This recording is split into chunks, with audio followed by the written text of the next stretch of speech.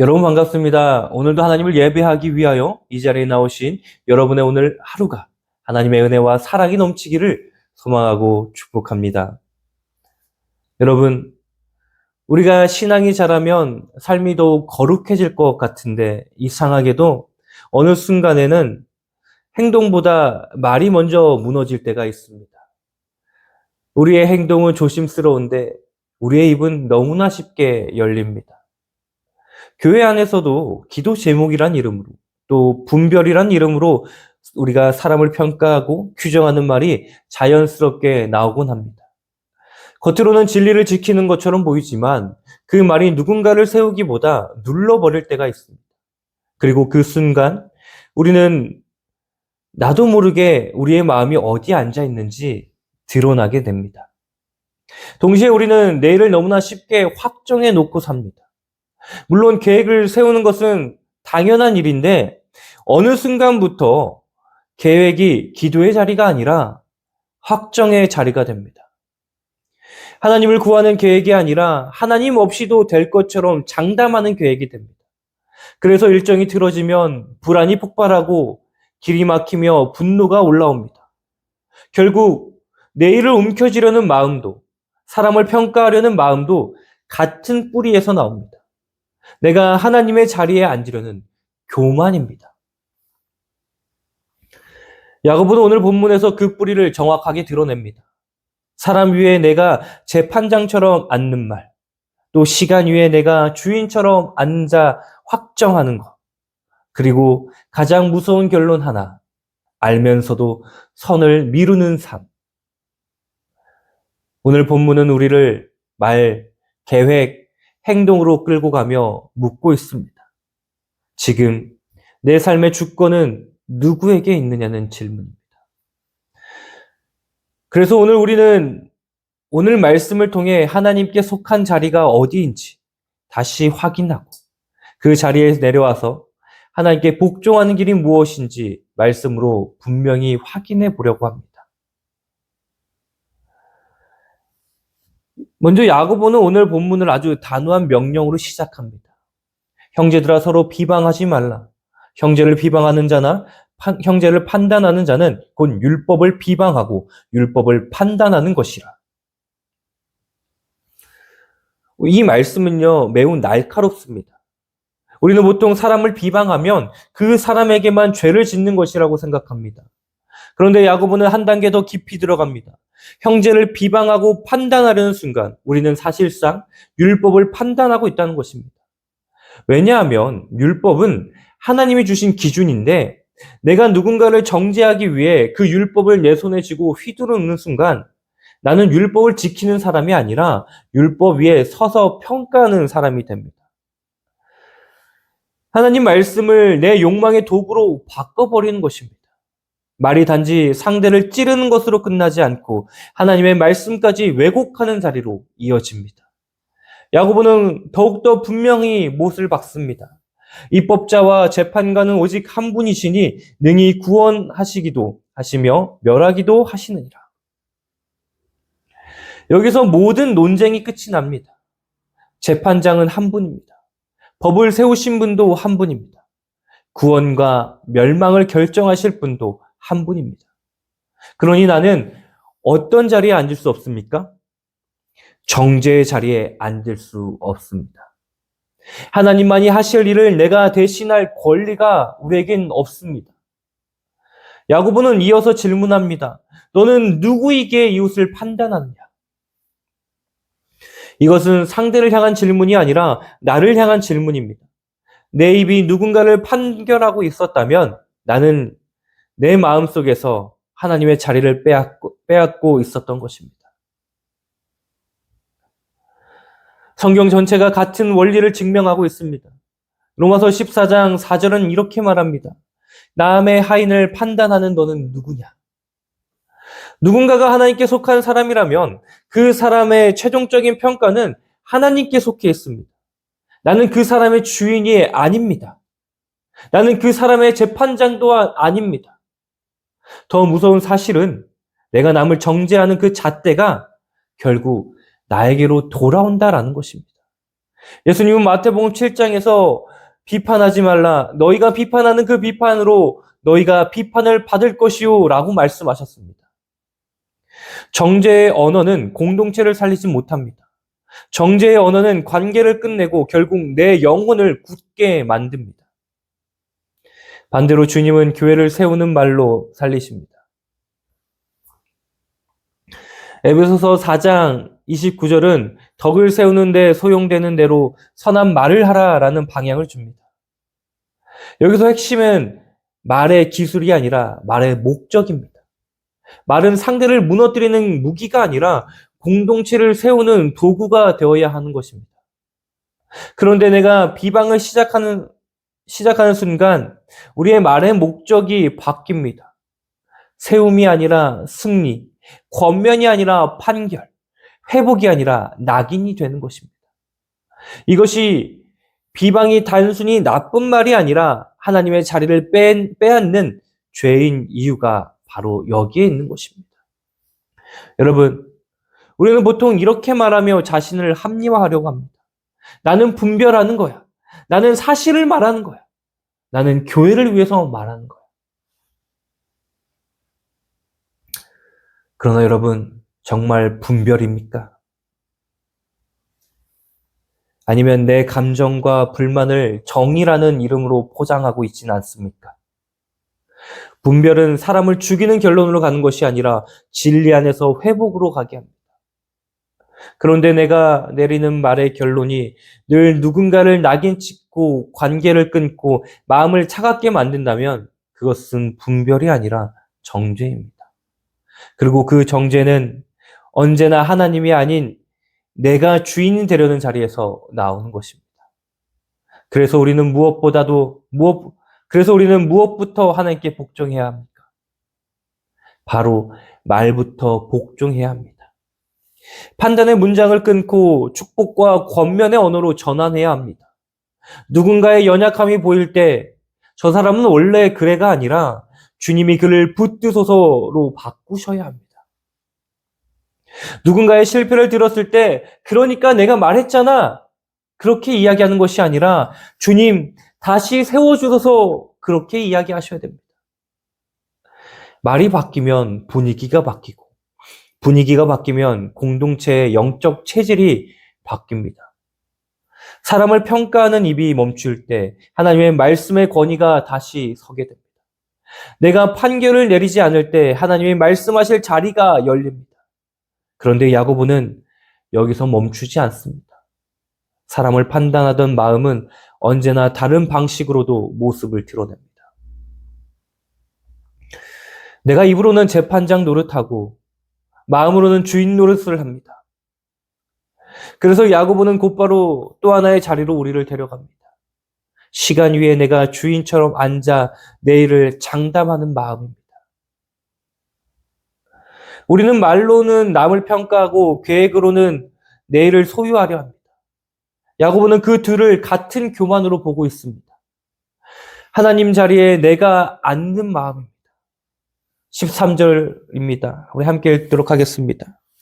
들으라 너희 중에 말하기를 오늘이나 내일이나 우리가 어떤 도시에 가서 거기서 1년을 머물며 장사하여 이익을 보리라 하는 자들아. 이 말씀은 놀랍도록 구체적입니다.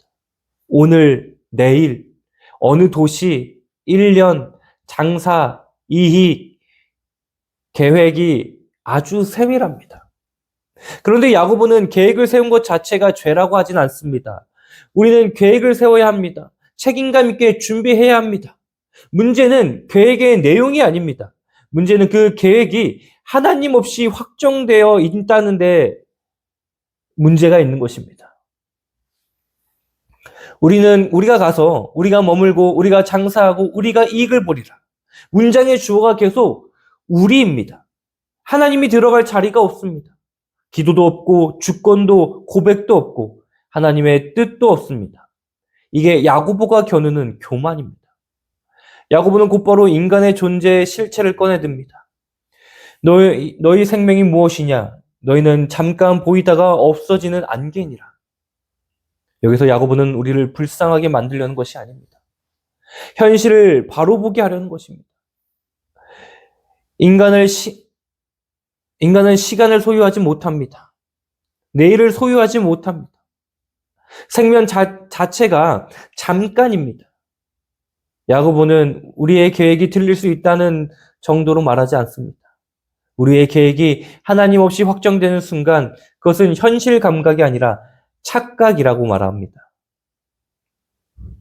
안개가 나는 하루 종일 여기 있겠다라고 말할 수 없듯이 우리도 내일은 내 것이다라고 말할 수가 없는 것입니다. 그래서 야고보는 우리가 어떻게 말해야 하는지 또한 알려주고 있습니다. 너희가 도리어 말하기를 주의 뜻이면 우리가 살기도 하고 이것이나 저것을 하리라 할 것이거늘. 여기서 핵심은 주께서 원하시면이 단지 겸손의 표현이 아니라는 것입니다. 이것은 말의 예절이 아니라 주권의 고백입니다. 내 계획을 하나님 앞에 세우는 행위입니다. 주님이 원하시면은 내 계획이 사라진다는 말이 아닙니다. 내 계획이 하나님께 복종한다는 말입니다. 계획을 세우되 확정은 하나님께 맡긴다는 말입니다. 그리고 야고보는 반대로 이렇게 결론 내립니다. 이제도 너희가 허탄한 자랑을 하니 그러한 자랑은 다 악한 것이라. 하나님 얻는 확정은 결국 자랑으로 드러납니다. 왜냐하면 내일을 쥐고 있는 듯 말하는 순간 나는 내가 하나님처럼 말하고 있기 때문입니다. 이것이 야고보의 논리입니다. 계획의 문제는 일정의 관리의 문제가 아니라 예배의 문제입니다. 누가 내 삶의 주인이냐 하는 문제입니다. 성경을 보면 예수님이 마태복음 6장에서 같은 문제를 다루십니다. 예수님은 무엇을 먹을까, 무엇을 마실까, 무엇을 입을까를 염려하는 그 마음을 보시고 하나님을 아버지로 다시 보게 하십니다. 너희 하늘 아버지께서 이 모든 것이 너에게 있어야 할 줄을 아시느니라. 그리고 방향을 정리합니다. 너희는 먼저 그의 나라와 그의 의를 구하라. 예수님의 논리는 분명합니다. 염려로 내일을 지키려 하지 말고 하나님의 나라를 먼저 구하라. 하나님이 필요한 것을 책임지신다. 이게 주께서 허락하시면이라는 믿음의 언어가 가능한 이유입니다. 잠언 27장 1절도 못을 박습니다. 너는 내일 일을 자랑하지 말라. 하루 동안에 무슨 일이 일어날지 내가 알 수 없습니다. 내일은 자랑의 영역이 아닙니다. 내일은 맡김의 영역입니다. 그리고 예수님이 들려주신 부자의 비유는 더 강력한 경고입니다. 내 영혼아 여러 해 쓸 물건을 쌓아두었으니 라고 확정했던 사람이 그날 밤 하나님 앞에서 무너집니다. 계획이 죄가 아니라 하나님 없는 확정이 죄입니다. 여러 해를 말했지만 실제로는 오늘 밤이 그의 마지막이었습니다. 이 사건이 우리에게 한 가지를 가르쳐 줍니다. 하나님 없는 내일을 말하는 순간 우리는 내일을 잃을 뿐 아니라 오늘도 잃게 되는 것입니다. 많은 사람들이 이렇게 생각할 수도 있습니다. 그러면 계획을 세우지 말라는 겁니까? 아닙니다. 우리는 계획을 세워야 합니다. 그러나 우리는 계획을 주인으로 모시지 않습니다. 계획이 단단할수록 오히려 마음이 더 불안해질 때가 있습니다. 이유는 하나입니다. 계획이 도구가 아니라 의지가 될 때 하나님이 아니라 계획이 나를 지탱하려 하기 때문입니다. 계획은 불안을 잠재우지 못합니다. 계획은 더 많은 변수를 보여줄 뿐입니다. 그래서 계획이 커질수록 불안이 커지고 통제가 강해지고 예민함이 생깁니다. 이것은 단순한 성격 문제가 아닙니다. 예배의 방향 문제입니다. 내가 하나님께 기대는가? 아니면 계획에 기대고 있는가? 그래서 우리는 계획을 세우되 계획을 열린 손으로 하나님께 올려드려야 합니다. 주님께서 허락하시면은 말버릇이 아닙니다.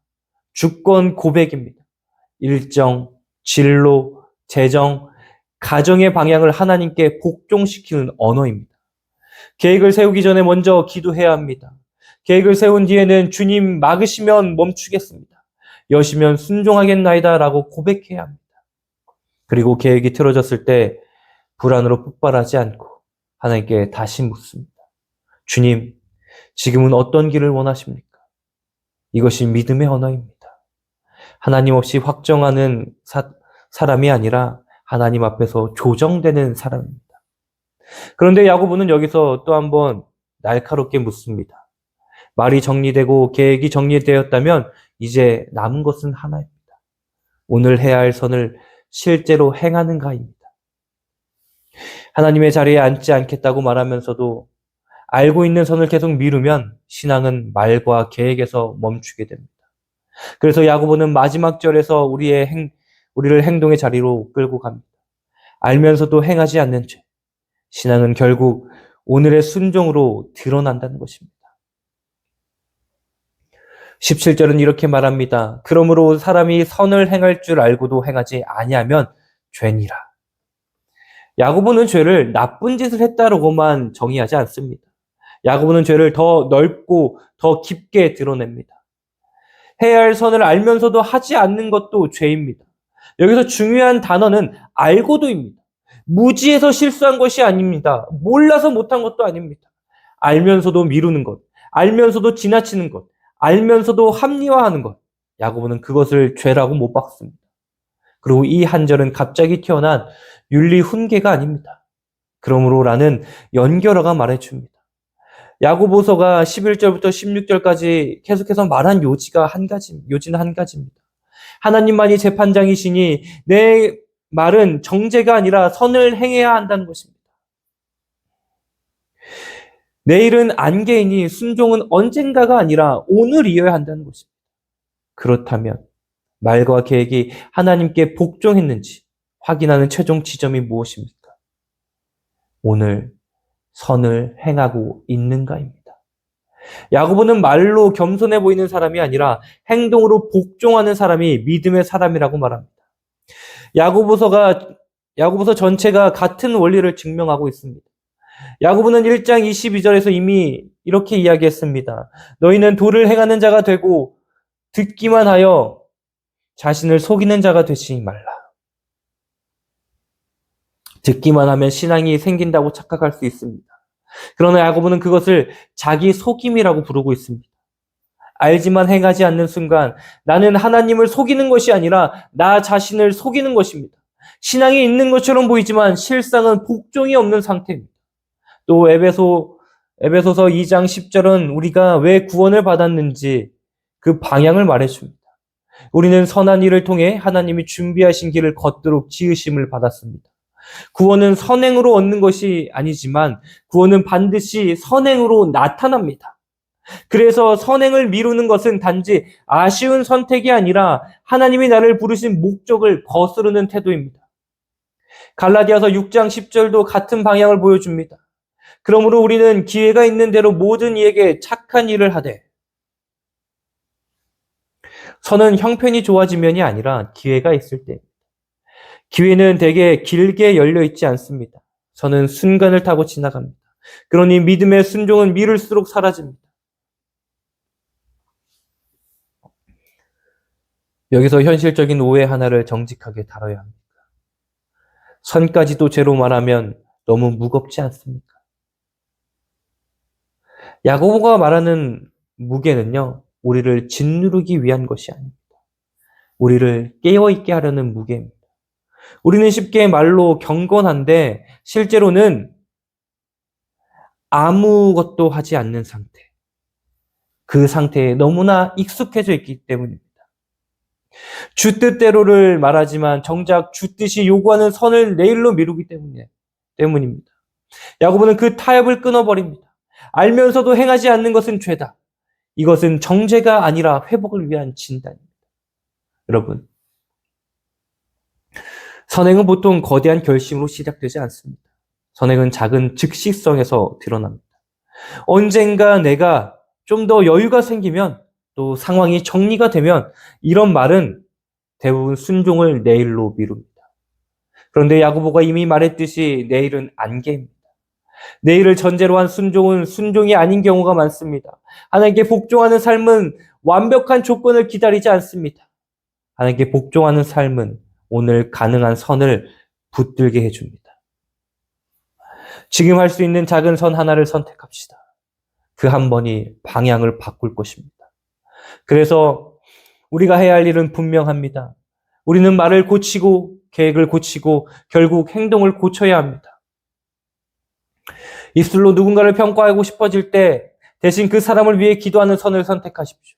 내일을 장담하며 불안해질 때 대신 오늘 해야 할 한 가지 책임 있는 순종을 선택하십시오. 관계가 꼬였을 때 대신 화해의 연락 하나를 선택하십시오. 마음이 굳어졌을 때 대신 사과의 한 문장을 선택하십시오. 누군가의 필요를 알게 되었을 때 대신 숨은 섬김 하나, 작은 나눔 하나를 선택하십시오. 누군가가 무너진 것을 알게 되었을 때 대신 관심을 묻는 메시지 하나, 돌봄의 한 걸음을 선택하십시오. 이것들이 거창해 보이지 않을 수 있습니다. 그러나 하나님 앞에서는 이것이 믿음의 실제입니다. 오늘 가능한 선 하나를 실제로 행할 때 주 뜻대로는 문장이 아니라 삶의 방향이 됩니다. 말은 더 이상 정죄의 도구가 아니라 세움의 도구가 되고, 계획은 더 이상 교만의 확정이 아니라 맡김의 고백이 되고, 행동은 더 이상 미루는 습관이 아니라 순종의 증거가 됩니다. 사랑하는 우리 머릿돌교회 성도 여러분, 하나님만이 재판장이시고 우리의 내일은 안개입니다. 그러니 우리는 판단과 자랑을 내려놓고 주 뜻대로 하나님께 복종하는 삶으로 걸어가야 합니다. 이번 한 주는 복잡하게 결심하지 않아도 됩니다. 주 뜻대로라는 고백 아래 내 삶에서 딱 3가지를 아주 작게 정리해 보십시오. 먼저 내가 자주 쓰던 판단의 말 하나를 멈추는 것입니다. 누군가를 규정하고 평가하던 그 한 문장을 끊고 대신 축복하거나 기도하는 말로 바꿔보세요. 그리고 내가 당연하게 확정해 두었던 계획 하나를 주님께 맡기는 것입니다. 반드시 이렇게 되어야 한다는 손을 잡고 주님이 허락하시면이라는 열린 손으로 바꿔보십시오. 마지막으로 내가 이미 알고 있으면서 미뤄두었던 선 하나를 오늘 실행하는 것입니다. 사과 한 문장, 화해의 연락, 작은 나눔, 필요한 사람을 위한 기도와 돌봄.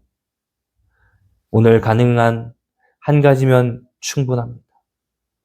이것이 주 뜻대로 말로만 남기지 않고 삶으로 옮기는 길입니다. 여러분, 지금 내가 하나님의 자리에 앉아있던 영역은 말입니까? 계획입니까? 아니면 미루고 있던 선입니까? 그리고 오늘 주 뜻대로 복종하기 위해 내가 실천할 한 가지 순종은 무엇입니까? 우리가 이 질문을 우리의 마음에 품고 하나님께 한 걸음 겸손히 다가가는 저와 여러분이 되기를 주님의 이름으로 간절히 축원합니다.